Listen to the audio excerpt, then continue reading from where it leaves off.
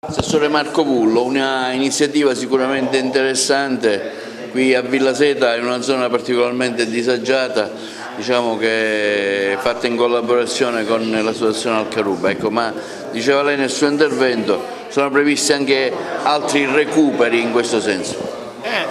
Il risultato della costruzione della rete, grazie all'idea dell'associazionismo, dell'associazione Al-Karub che mette in campo questo progetto, grazie al finanziamento della Fondazione Comunitaria Agrigento Trapani, e poi mettere insieme la rete, quindi le parrocchie, il comune, l'associazionismo e tutto quello che è presente nel territorio per venire incontro a quelle che sono le reali esigenze di questo territorio che, diceva bene lei, è abbastanza complicato e difficile. Ed è un ulteriore tassello che si aggiunge a quelle che sono le iniziative che abbiamo messo in campo per questo territorio. Basti pensare alla biblioteca sociale, che a breve avrà la sua definizione e potrà essere anche resa fruibile al pubblico, ma non solo, il finanziamento per quanto riguarda la ristrutturazione del vecchio centro commerciale e tutta un'altra serie di progetti grazie alla collaborazione con UEPE e con altri enti e associazioni che vogliamo continuare a mettere in campo per far sì di poter restituire dignità non solo al territorio di Villa Seta, ma anche uno spunto importante per la città di Agrigento, che deve diventare sempre più aperta a queste tematiche e a queste dinamiche di solidarietà sociale. La Properosa è un progetto per la realizzazione di un piccolo laboratorio di falegnameria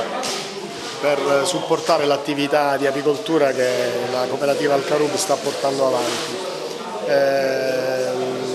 Noi servivano degli strumenti e degli spazi per poter provvedere alla manutenzione e alla costruzione di attrezzature per l'apicoltura come le arnie, i melari, i telaini, e fare tutto quello che in qualche modo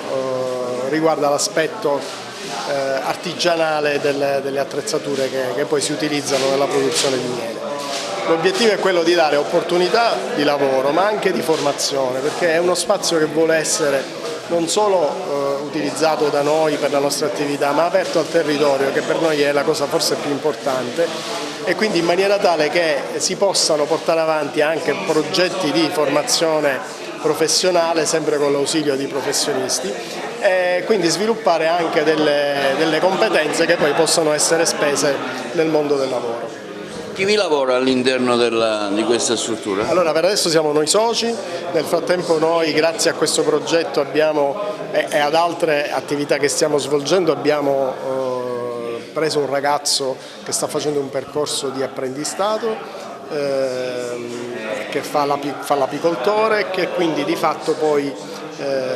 sarà una delle persone che lavorerà qui. Ma noi contiamo, come dicevo, di aprirci anche al quartiere, quindi vedere un attimo insieme anche alle altre associazioni cosa possiamo sviluppare insieme. Le nostre tre comunità, Monserrato e Villa Seta, sono state sempre aperte ad ogni forma di collaborazione con il mondo sociale, anche perché la parrocchia è il luogo dove ci si incontra, e ci si incontra nelle varie realtà, non solo nella fede ma anche nella crescita umana. La promozione umana per noi come comunità cristiana è fondamentale, perché se non c'è un vero uomo non ci può essere un vero cristiano, quindi la nostra collaborazione con il territorio è sempre prioritaria, e grazie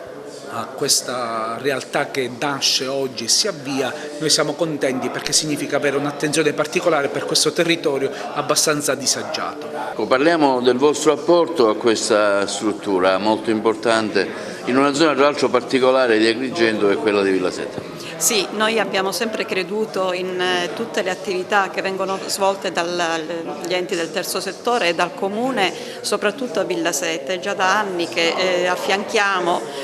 sia i volontari di strada che le associazioni TTT che Al-Karub, oltre che al Comune, proprio per realizzare tutta una serie di interventi, oltre che di riqualificazione urbana, ma anche di inclusione di soggetti che sono anche in carico al mio ufficio, proprio per poter ridare uno stimolo, un'opportunità a ricucire lo strappo, la rottura che c'è stata con la società e con la comunità proprio per il reato che loro hanno commesso. Quindi incentiviamo anche la collaborazione con queste strutture proprio per questo motivo. Voi collaborate a questa iniziativa in che modo? Allora, la Fondazione Comunitaria di Agrigento e Trapani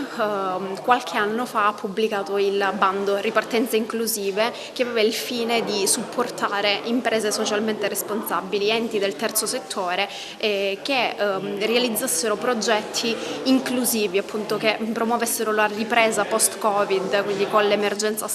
post-emergenza sanitaria sociale, attraverso degli interventi di inclusione, quindi che avessero cura delle fragilità. Al Carub, con il suo progetto Ape Operosa, rispecchiava perfettamente queste caratteristiche, un intervento che in realtà ha un elemento, una caratteristica molto importante, ossia quello della cura, la cura ambientale, la cura sociale, la cura